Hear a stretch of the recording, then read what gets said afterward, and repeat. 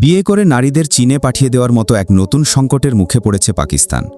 অভিযোগ উঠেছে, চীনা পাত্ররা পাকিস্তান থেকে খ্রিস্টান নারীদের বিয়ে করে নিজেদের দেশে নিয়ে গিয়ে জোরপূর্বক বিভিন্ন কাজে বাধ্য করছে, আর এই কাজে সহায়তা করছে স্থানীয় দালাল চক্র। ভাগ্যক্রমে বেঁচে ফেরা কয়েকজন নারী তাদের অভিজ্ঞতার বর্ণনা দিয়ে অন্যদের সতর্ক হওয়ার আহ্বান জানিয়েছেন।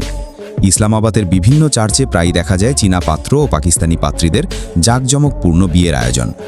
বিশ্বের বৃহৎ জনসংখ্যার দেশ চীনে দীর্ঘদিনের এক সন্তান নীতির কারণে দেশটিতে বিবাহযোগ্য নারীর সংকট তৈরি হয়েছে।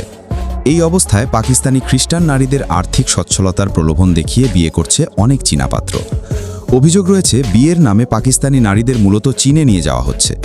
একসময় অনেক নারী চীনা পুরুষদের সঙ্গে বিয়ে করে দেশ ছেড়ে চীনে চলে যেতেন, কিন্তু পরবর্তীতে অভিযোগ ওঠে তাদের দালালদের কাছে বিক্রি করে দেওয়া হচ্ছে বা অথবা এমন পেশায় বাধ্য করা হচ্ছে যেগুলোতে তারা মোটেও আগ্রহী নন।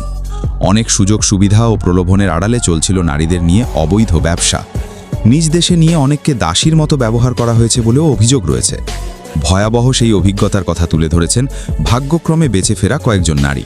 তাদের একজন জানান, চীনে নিয়ে যাওয়ার পর তার পাসপোর্ট কেড়ে নেওয়া হয়েছিল এবং প্রতিদিন তাকে জোর করে বিভিন্ন কাজ করানো হতো। সম্প্রতি পাকিস্তানের বিভিন্ন এলাকায় অভিযান চালিয়ে অন্তত 1000 নারীকে উদ্ধার করা হয়েছে বলে বিভিন্ন প্রতিবেদনে উল্লেখ করা হয়েছে।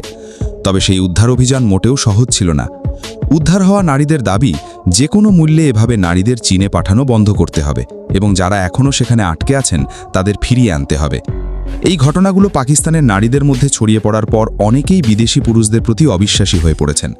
বিশেষ করে চীনা পুরুষদের বিয়ে করতে এখন অনেক নারী অনাগ্রহ প্রকাশ করছেন। অনেকেই এখন নিজের পরিবার, আত্মীয় স্বজন কিংবা নিজ সম্প্রদায়ের মধ্যেই বিয়ে করতে বেশি স্বাচ্ছন্দ্য বোধ করছেন। এছাড়া পরিবারগুলো এখন বিদেশি পাত্রের ব্যাপারে অনেক বেশি সতর্ক হয়ে উঠেছে।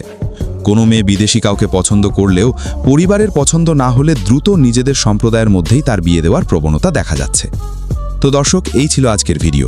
এই বিষয়ে আপনার মতামত অবশ্যই কমেন্টে জানাবেন।